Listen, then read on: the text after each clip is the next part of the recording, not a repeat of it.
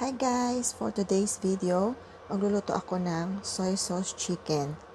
At ang ating mga ingredients, syempre, manok, light sauce, dark sauce, rock sugar.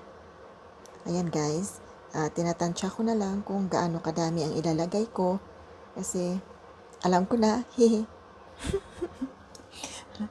Ibo-boil lang natin siya guys for around 20 to 30 minutes. From time to time, i-check natin kung may tubig pa. Kung medyo natutuyo na, syempre mag-a-add tayo ng tubig. Takpan lang natin. Pagkatapos, babalik pa rin para pantay yung kulay.